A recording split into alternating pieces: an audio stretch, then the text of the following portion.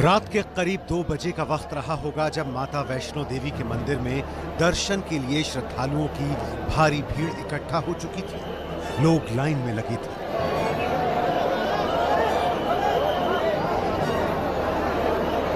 भीड़ इतनी थी कि खड़े होने की जगह नहीं बची थी। इस वीडियो में आप देख सकते हैं कि लोग भीड़ से बचने के लिए पोल पर चढ़ चुके हैं। तभी अचानक गेट नंबर 3 के पास लोग आगे बढ़ने के लिए धक्का मुक्की करने लगे और इसी धक्का मुक्की में भगदड़ मच गई।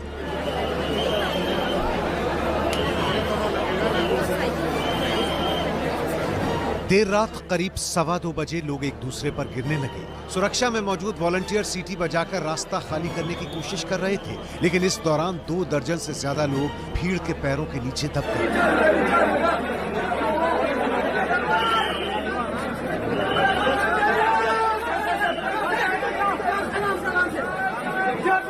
घायलों को लोग उठा कर ले जाने लगे। एम्बुलेंस से लोगों को अस्पताल ले जाया गया।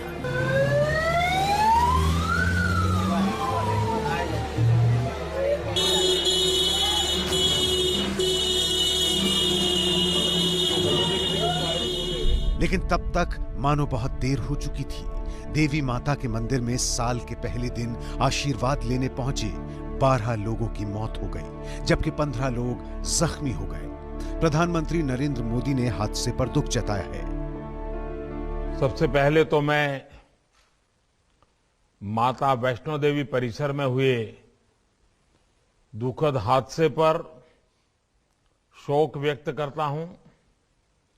जिन लोगों ने भगदड़ में अपनों को खोया है, जो लोग घायल हुए हैं, मेरी संवेदनाएं उनके साथ है। केंद्र सरकार, जम्मू कश्मीर प्रशासन उसके लगातार संपर्क में है। मेरी लेफ्टिनेंट गवर्नर मनोज सिन्हा जी से भी बात हुई है। राहत के काम का, घायल के उपचारों का पूरा ध्यान रखा जा रहा है। प्रधानमंत्री ने हादसे के बाद उपराज्यपाल और स्थानीय अफसरों से बात की है।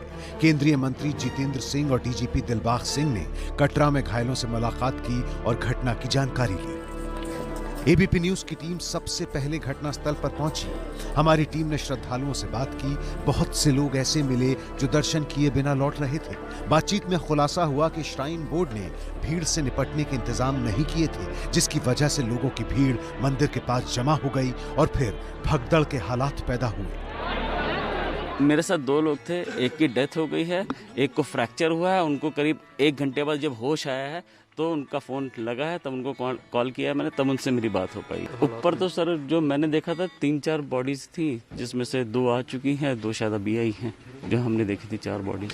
सर स्टैम्पेड ही हुआ है सर। स्टैम्पेड इसलिए हुआ क्योंकि लोग इतने ज़्यादा थे, रास्ता था नहीं। हर तरफ से आदमी सोचा था कि मैं निकल जाऊँ। जिसने दर्शन कर लिया वो भी सोचा था मैं पहले निकल जाऊँ, और जिसने दर्शन नहीं किया तो सोचा मैं पहले जाके दर्शन कर लूँ। नॉर्मल ये हो सकता है कि श्राइन बोर्ड ने जो भी लोगों को छोड़ा यहाँ से, वो एज्यूम करके छोड़ा कि भाई आप वहाँ पे दर्शन करेंगे, वापस आ जाएंगे। बट ये हो सकता है लोग वहाँ पे इकट्ठे हो गए, उन्होंने दर्शन करके वहीं पे रुक गए, तो वहाँ पे पूरा मास गैदरिंग हो गई, तो लोगों को जगह नहीं मिली। अब वो थोड़ी सी जगह में जो आ रहे थे, जा रहे थे, उसी हिसाब से मैनेज कर रहे थे सर। तो सवाल ये कि क्या हादसे के लिए मंदिर प्रबंधन जिम्मेदार है? क्या श्राइन बोर्ड को भीड़ का अंदाजा नहीं था? मंदिर में जब ज्यादा भीड़ हुई तो श्रद्धालुओं को नीचे क्यों नहीं रोका? कोरोना गाइडलाइंस का उल्लंघन क्यों किया? और यही वो सवाल हैं जिनकी वजह से जम्मू और कटरा में मौजूद श्रद्धालु मंदिर प्रबंधन यानी श्राइन बोर्ड के खिलाफ नारेबाजी करते नजर आए।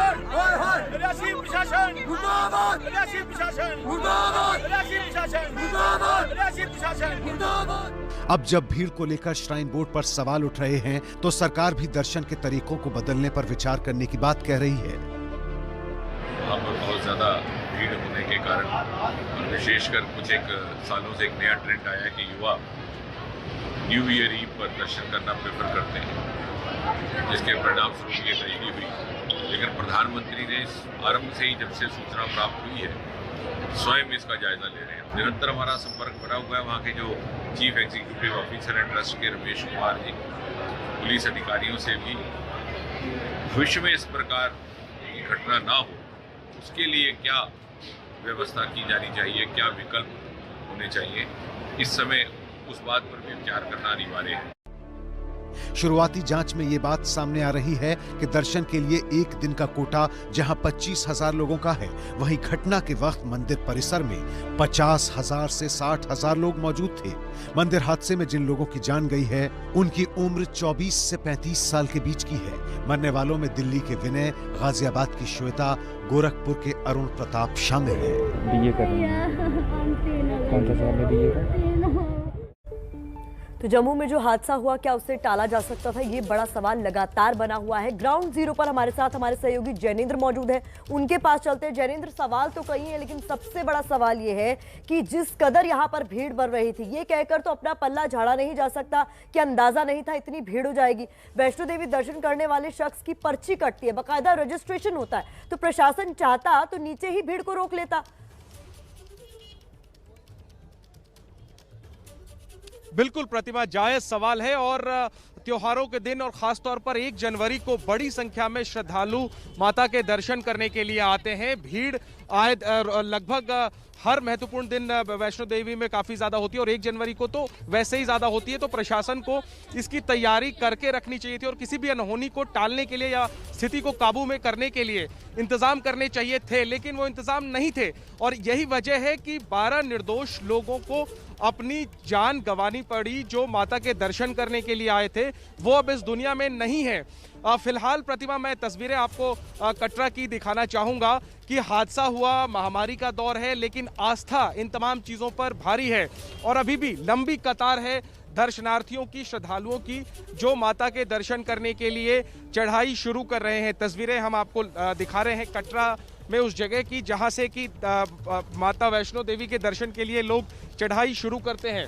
और हमारे सहयोगी पवन चौधरी आपको दिखा रहे हैं, देखिए लंबी कतार है और कई किलोमीटर इसी तरीके की कतार जो है वो हमें देखने को मिल रही है। हम लोगों से बात भी करेंगे। पवन जी, आप थोड़ा सा आगे की तरफ बढ़िए और ताकि हम लोगों से बात भी करते रहें जो लोग दर्शन करने जा रहे हैं। आप दर्शन करने के लिए आई हैं, ये बताइए हादसा हुआ कल, लेकिन इसका आप लोगों को क्या किसी प्रकार का भय या कोई डर नहीं है? हाँ, भय तो है, सावधानी है हमारे, सावधानी से आप लोग दर्शन करना चाहते हैं। हाँ जी। लेकिन जो घटना हुई है उसके बारे में आपको क्या कहना है?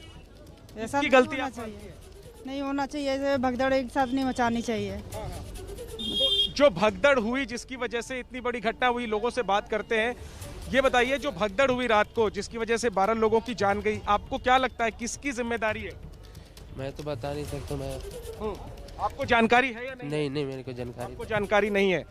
सर, आज हम लोग आ रहे हैं दर्शन के लिए, हम लोगों को पता नहीं है कल की घटना है। अच्छा जी, हम लोग इससे कहाँ से आए हैं आप? हम लोग आ रहे हैं दिल्ली से आए हैं दर्शन करने के लिए, लेकिन एक बड़ी घटना हुई, 12 लोगों की जान गई, इसके बारे में आप लोगों को जानकारी नहीं है? न्यूज में देखे थे सर, बहुत कष्ट हुआ। अब हम लोग क्या करें, आज आए हैं दर्शन के लिए। ठीक है, तो बहुत ऐसे भी लोग हैं जिन्हें जानकारी नहीं है। ये बताइए, आपको जानकारी है कल जो यहाँ पर घटना हुई? नहीं, आके हमें बहुत दुख हो रहा है, बस आज ही आए हम लोग दिल्ली से। तो देखिए, जैनेंद्र, आज जो तस्वीरें आप दिखा रहे हैं उसको देखकर तो लग रहा है अभी भी बड़ी तादाद में लोग माता वैष्णो देवी के भवन पहुंच रहे हैं उनके दर्शन करने के लिए, पर कुछ ऐसा आपको दिखाई दे रहा है कि सुरक्षा पहले से बढ़ गई हो और लोगों को धीरे धीरे करके ऊपर भेजा जा रहा हो, क्योंकि पहले ही नया साल है, इस मौके पर इतना बड़ा हादसा हो गया है। तो अब एहतियातन क्या कोई कदम उठाए जा रहे हैं वहां पर? जी हाँ, देखिए प्रशासन पहले से ज़्यादा चौकस नज़र आ रहा है। तस्वीरें भी हम आपको दिखाते हैं, जगह जगह सुरक्षा कर्मी जो है वो हर कदम पर नज़र आ रहे हैं, जो न सिर्फ कतार को व्यवस्थित करने की कोशिश कर रहे हैं, बल्कि साथ ही साथ चूंकि कोरोना महामारी है, ऐसे में लोगों को ये भी जागरूक कर रहे हैं कि वो मास्क पहने और थोड़ी दूरी बनाकर रखें। तो हर बड़ी घटना के बाद जिस तरह प्रशासन जो है वो चौकस नज़र आता है, वो तस्वीर यहाँ भी है।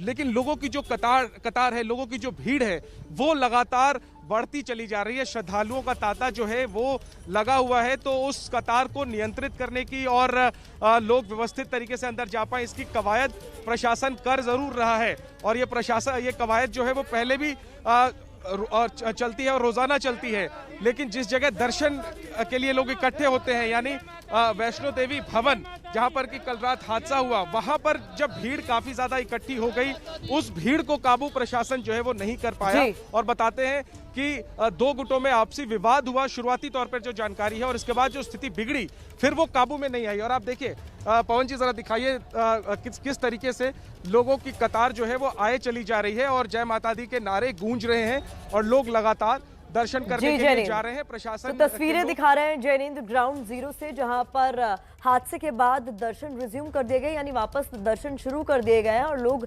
लगातार पहुंच भी रहे हैं। लेकिन कुल मिलाकर लोग ये भी कह रहे हैं कि प्रशासन से चूक हुई है। तो हरियाणा से आई है एक महत्वपूर्ण खबर। हरियाणा के भिवानी से दिल दहला देने वाली जो खबर सामने आ रही है, उसके मुताबिक यहाँ पहाड़ खिसकने से एक बड़ा हादसा हो गया है। पहाड़ खिसकने से 6 गाड़ियां जमीन में धंस गई हैं। 4 लोगों को मलबे से बाहर निकाल लिया गया है, जिसमें 2 लोगों की मौत की खबर भी सामने आ रही है। 5 से 10 लोग इसी मलबे के अंदर दबे हैं, ऐसी आशंका जताई गई है। प्रशासन राहत और बचाव कार्य में जुटा हुआ है। भिवानी में भूस्खलन के बाद हरियाणा के मंत्री भी घटनास्थल पर पहुंचे हैं। इस बीच हमारे सहयोगी जगविंदर पटियाल हमारे साथ जुड़ गए, उनसे अपडेट्स जान लेते हैं। जगविंदर, इससे पहले जब आप जानकारी दे रहे थे, आप बता रहे थे राहत और बचाव कार्य चल रहा है, और अभी ताजा अपडेट क्या है? ताजा अपडेट यही है कि 4 लोगों को अब तक वहां से निकाला गया, 2 की मौत हो चुकी है, 2 घायल हैं और उन दोनों घायलों को जो है वो एक को तोशाम और एक को हिसार भेजा गया है। इनमें से एक बिहार का, एक झारखंड का रहने वाला है। जिन 2 लोगों की मौत हुई है उनमें एक पंजाब का रहने वाला बताया जा रहा है। लेकिन परेशानी इस बात की आ रही है कि जो चट्टानें भूस्खलन के बाद गिरी हैं वो इतने सैकड़ों टन की हैं कि उनको ब्लास्ट करके तोड़ना पड़ेगा, और उसको तोड़ने के बाद ही जो नीचे पोकलेन, डंपर या दूसरी जीप या जो इस माइनिंग के काम में लगे हुए जितने भी साधन दबे हुए हैं, उन तमाम को निकालने के बाद ही पता चल पाएगा कि आखिरकार कितने लोग उस वक्त काम कर रहे थे। एनजीटी ने हालांकि तोशाम और उसके आसपास के इलाकों में जो प्रदूषण को देखते हुए इस पर पाबंदी लगा दी थी, लेकिन 24 घंटे पहले जब इन सभी माइनिंग साइट्स पर बिजली का कनेक्शन चालू कर दिया गया तो उसके बाद वहां पर लेबर जुटने लगी और ठेकेदार को लगा कि जल्दी साइट पर काम शुरू होने वाला है, लिहाजा आज सुबह से ही वहां मजदूर काम करने के लिए पहुंच गए थे। लेकिन क्योंकि नीचे से जो माइनिंग साइट्स है वो नीचे से इतनी खोखली खोद कर की जा चुकी थी कि उनका जो ऊपर का हिस्सा था वो धंसने के कारण नीचे काम करने वाले तमाम लोग और मशीनरी दब गए हैं। उसको निकालने के लिए पूरा प्रशासनिक अमला लगा हुआ है, लेकिन उसमें वक्त लगेगा। जब तक वो पत्थर बड़े बड़े नहीं टूटते हैं तब तक नीचे से गाड़ियों को और गाड़ियों के बीच फंसे लोगों को पता लगाना मुश्किल हो रहा है। जगविंदर, आम लोग वहां ना पहुंच सके ताकि रेस्क्यू में बाधा ना हो, इसके लिए क्या रास्तों को भी बंद कर दिया गया? देखिए, बहुत सारा खुला एरिया है वो, उसमें वैसे ही आज सुबह जब ये 8 बजे ये हादसा हुआ उसके बाद से जो है वो भारी मात्रा में पुलिस वहां पहुंच गई थी। उस तरफ वैसे भी कोई रूटीन में आवाजाही नहीं जाती है, उसमें केवल जो माइनिंग या जो स्टोन्स को निकालने के लिए गाड़ियां जाती हैं, जिन ठेकेदारों ने ठेका लिया हुआ है वही उन्हीं लोगों के जो है वो सारे वाहन उस तरफ जाते हैं, ना कि कोई आम आदमी जाता है। लिहाजा वहां पर इस तरह की कोई भीड़ भाड़ वाली वो नहीं है। लेकिन हाँ, आसपास के गांव से लोग देखने के लिए जरूर पहुंच रहे हैं, या फिर जिन लोगों को वहां पर काम करने की इजाजत थी उनके अपने जरूर वहां पर आ रहे हैं। इसके अलावा कोई इस तरह की घटना नहीं है कि भाई तमाम रास्ते बंद कर दिए गए हैं और आसपास के लोगों को आने जाने में दिक्कत हो रही हो। वो वैसे ही इलाका खुला है, केवल माइनिंग साइट से जुड़े हुए लोग ही वहां जाते हैं। बहुत शुक्रिया आपका जगविंदर पटियाल। तो अहम जानकारी दे रहे हैं कि इस मामले में अब तक 2 लोगों की मौत हो गई है, कई और लोगों की इस मलबे में दबे होने की आशंका है। राहत और बचाव कार्य जारी है। अब उत्तर प्रदेश का रुख कर लेते हैं। यूपी के कन्नौज में आयकर विभाग का छापा आज भी जारी है। आयकर विभाग ने आज समाजवादी पार्टी के एमएलसी पंपी जैन और इत्र कारोबारी याकूब के घर पर छापेमारी की है। दूसरा दिन है छापेमारी का। आज फिर नोट गिनने की मशीन यहां पर मंगाई गई, जिसे नोट गिनने के बाद वापस लौटा दिया गया। ये तस्वीरें जो आप देख रहे हैं, याकूब मलिक के ठिकानों पर आयकर विभाग की छापेमारी का आज दूसरा दिन है। यहां पर भी नोट मिलने की खबर सामने आई, जिसके बाद इस तरीके से तस्वीरें भी सामने आई जिसमें नोट गिनने की मशीनें भीतर जाती हुई दिखाई दी, और नोट गिनने के बाद खबर ये आ रही है कि इसे वापस भी लौटा दिया गया है। पुष्पराज जैन, पंपी जैन के ठिकानों पर भी दूसरा दिन है छापेमारी का। तो इत्र कारोबारी पंपी जैन के ठिकानों पर भी छापेमारी जारी है। हमारे सहयोगी रणवीर हमारे साथ जुड़े हैं अपडेट्स के साथ, उनका रुख कर लेते हैं। रणवीर, आज छापेमारी में क्या कुछ मिला?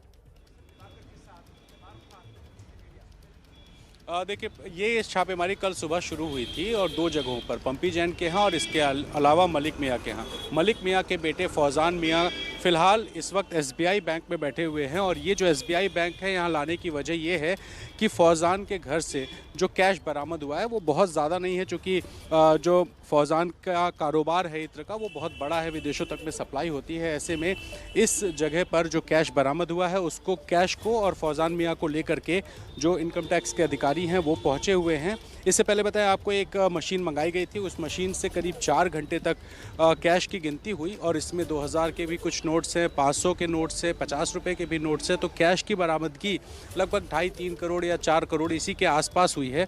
तो फिलहाल ये जो रिकवरी हुई है उसको सूटकेस में रख करके अधिकारी SBI पहुंचे हैं। दूसरा जो सबसे बड़ा नाम और सबसे चर्चित नाम था पंपी जैन का, उनके घर पे कार्रवाई चल रही है। फिलहाल कल सुबह 7 बजे से लगातार अधिकारी बैठे हुए हैं, रात भर उनके घर कार्रवाई चलती रही। लेकिन फिलहाल बहुत ज्यादा तो रणवीर बता रहे हैं और तस्वीरों के जरिए दिखा भी रहे हैं कि आज छापेमारी का दूसरा दिन है और ये छापेमारी आने वाले दिनों तक जारी रह सकती है।